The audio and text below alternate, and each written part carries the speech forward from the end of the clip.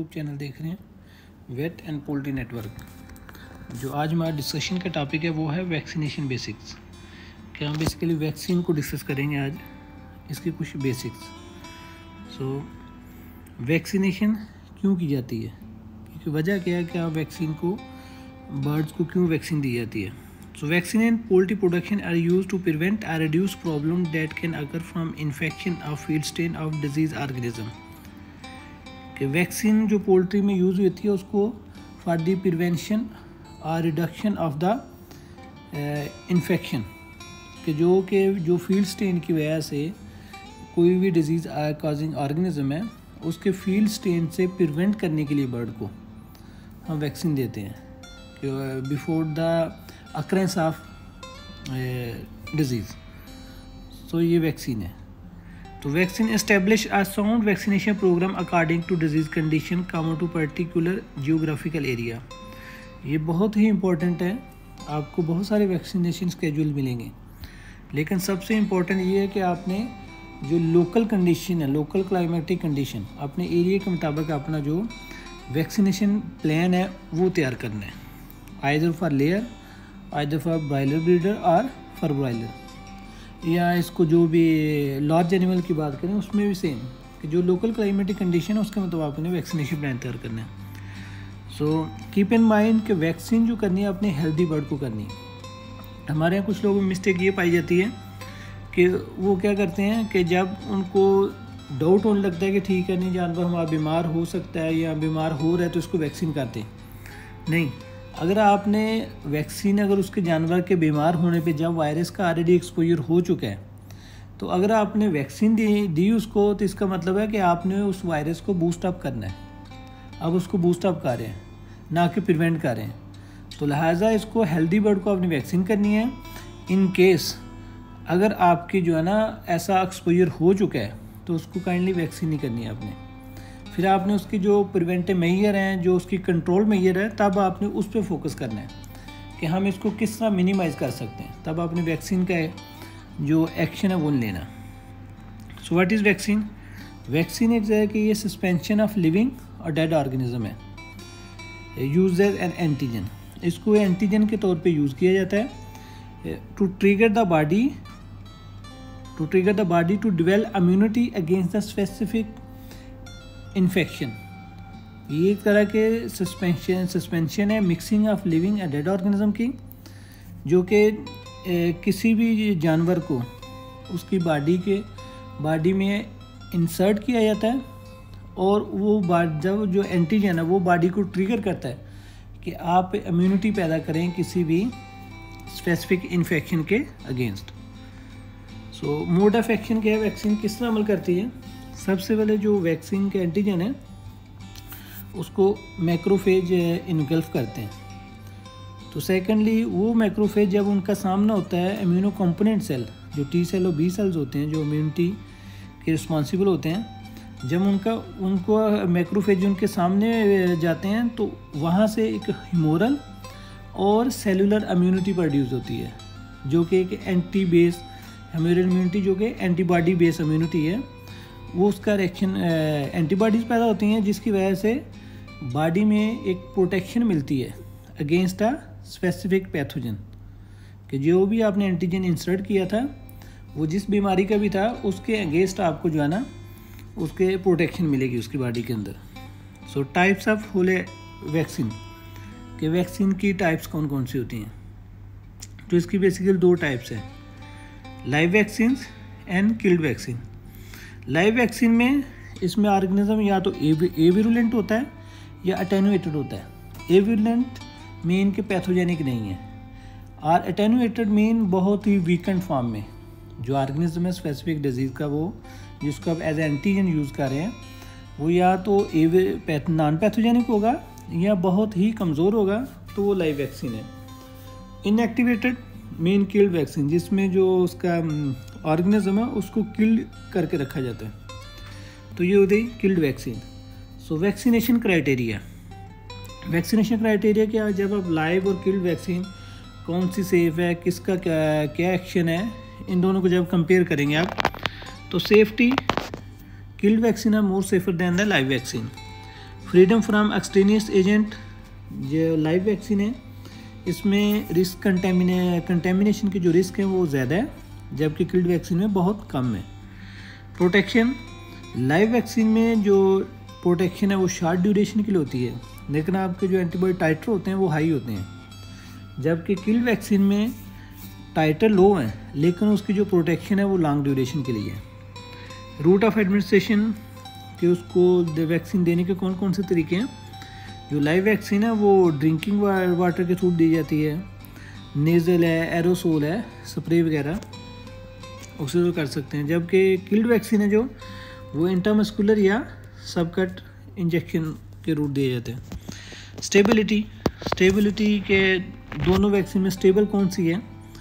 जो live vaccine है ये बहुत अनस्टेबल है और सेंसिटिव होती है, लेकिन जो किल्ड है ये स्टेबल है, easy to store and handle है।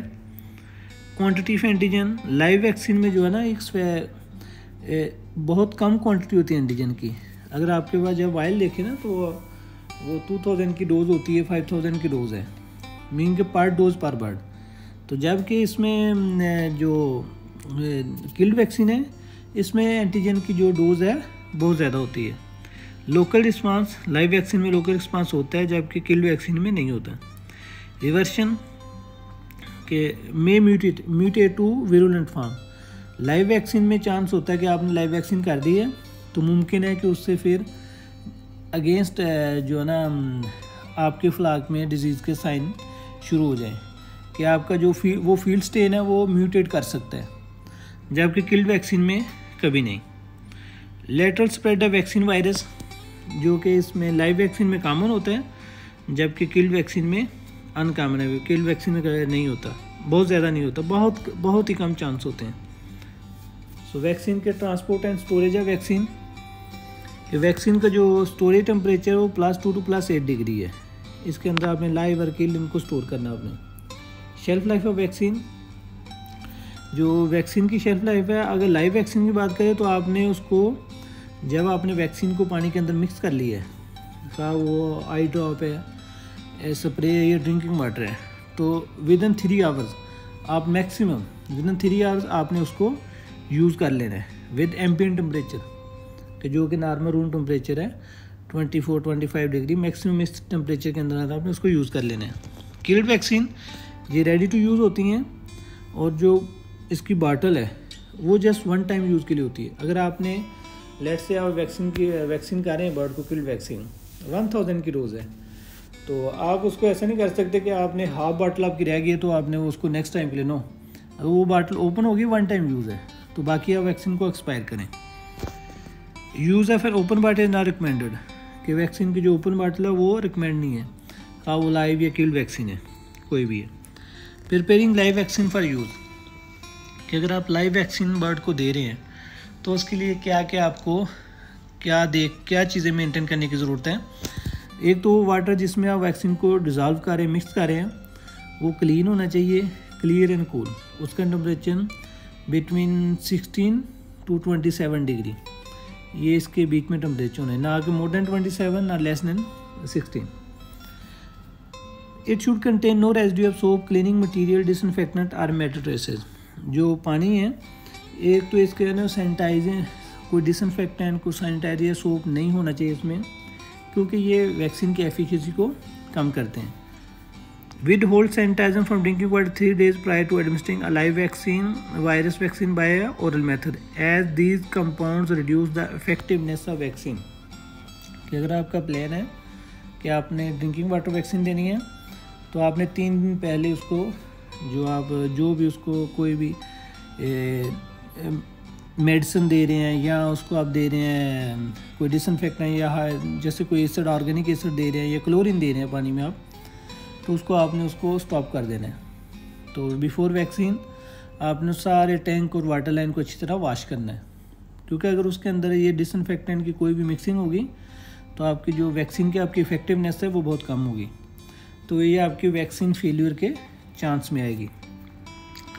वैक्सीन में अगर उसको बेटर है कि वैक्सीन में जो है ना जो भी वैक्सीन स्टेबलाइज़र मार्केट में अवेलेबल है तो उसमें कैलकुलेट डोज के हिसाब से अवेलेबल होते हैं। आप वैक्सीन स्टेबलाइज़र डालें तो स्किम मिल्क है 2 to 4 ग्राम, आप ये भी ऐड कर सकते हैं पर लीटर में, 2 ग्राम से 4 ग्राम के बीच में। तो इसका ये फ़ायदा है कि ये अगर आपकी पानी में कोई भी डिसइंफेक्टेंट या कोई सैनिटाइज़र है लिटिल थोड़ा सा कोई चांस रह गया तो ये उसको जो है ना न्यूट्रलाइज कर देगा। Clean all drinker but not with sanitise soap.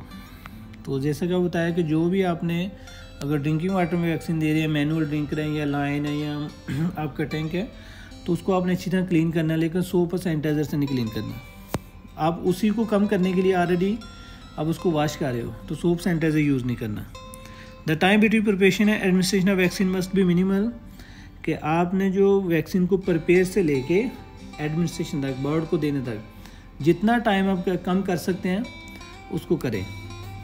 लेकिन ये भी नहीं है कि आपने अगर वो बर्ड के एज़ पर रिक्वायरमेंट आपने टाइम को एक लिमिट है, मिनिमम टाइम की और मैक्सिमम टाइम की भी।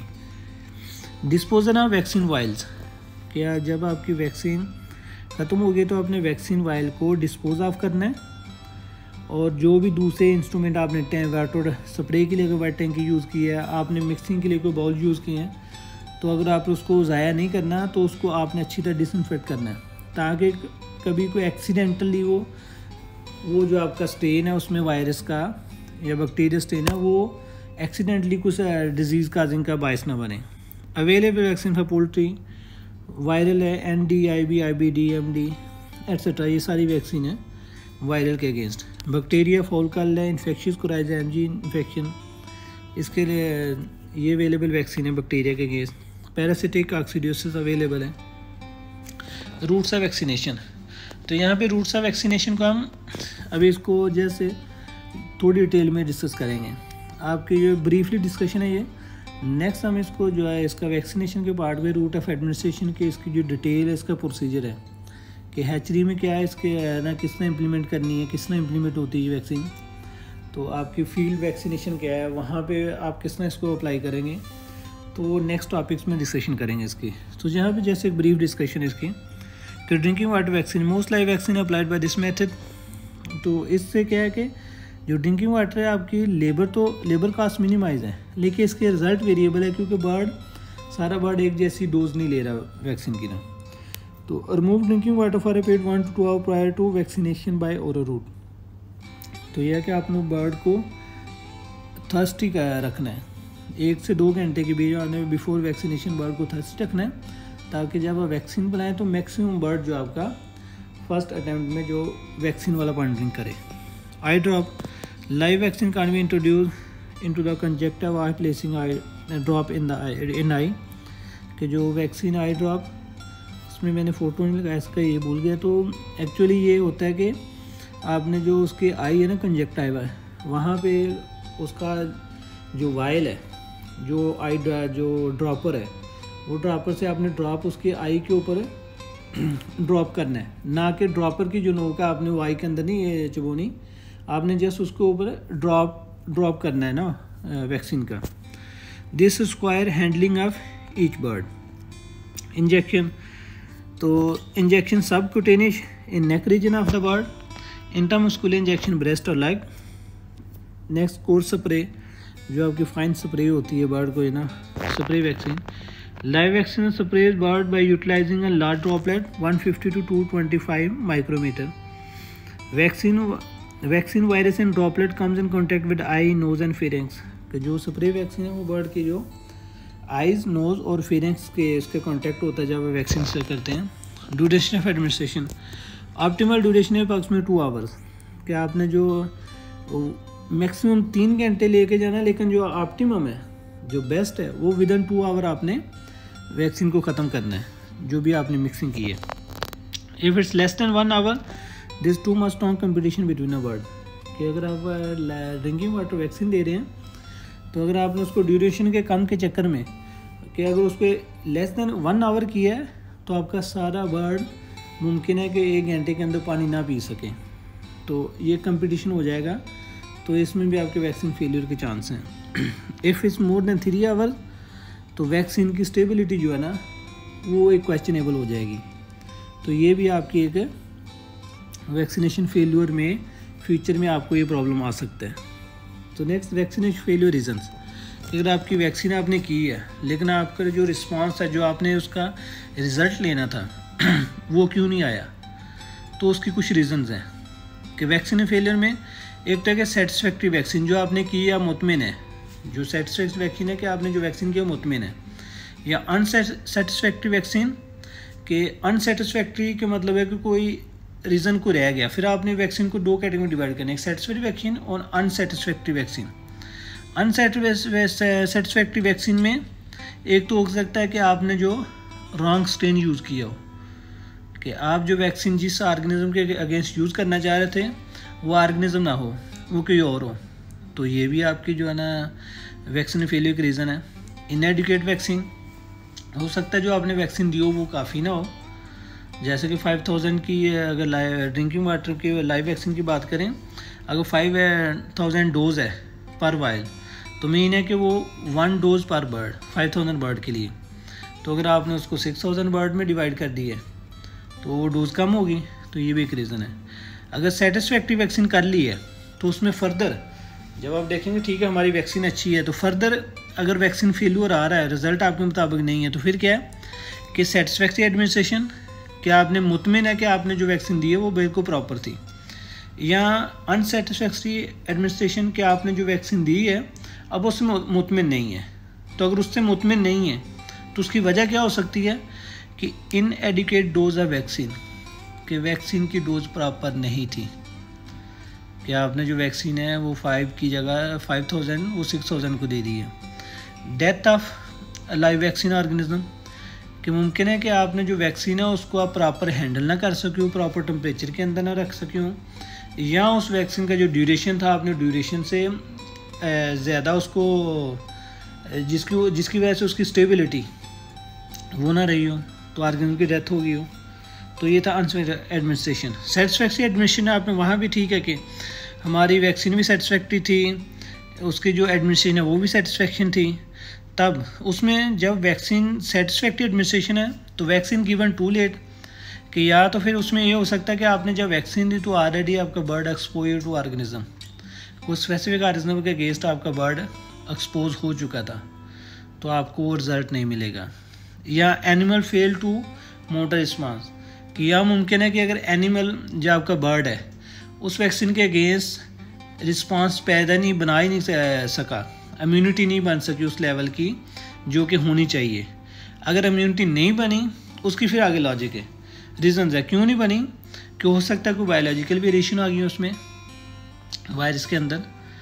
मुमकिन है कि प्रायर पैसिव इम्यूनाइजेशन हो, कि आपका बर्ड जो है वो पहले इम्यूनाइज्ड हो उस वायरस के अगेंस्ट, जो उसको पेरेंट्स जो मिटरनल इम्यूनिटी है, जो पेरेंट्स से उसको इम्यूनिटी मिली है, तो जब ऑलरेडी वो इम्यूनाइज्ड है तो आपको वो रिज़ल्ट नहीं मिलेगा जो कि होना चाहिए। थर्ड, कि एनिमल इम्यूनो सप्रेस्ड हो, कि मुमकिन है कि ऑलरेडी आपका जो बर्ड है वो एक्सपोज हो चुका हो स्पेसिफिक ऑर्गेनिज्म के अगेंस्ट, तो अगर वो एक्सपोजर हो चुका है वहाँ पे वायरस का या बैक्टीरियल का, तो इसका मतलब है कि आपका बर्ड ऑलरेडी इम्यूनो सप्रेस्ड है, तो जिसकी वजह से आप वैक्सीन का जो रिज़ल्ट है जो होता है उसका रिज़ल्ट जो एडिक्वेट रिज़ल्ट है वो आप नहीं हासिल कर पाएंगे। तो ये कुछ रीज़न्स हैं वैक्सीन फेलियर की। सो आज के लिए इतना ही, अपना ख्याल रखिएगा अपने चैनल का भी। अल्लाह हाफिज़।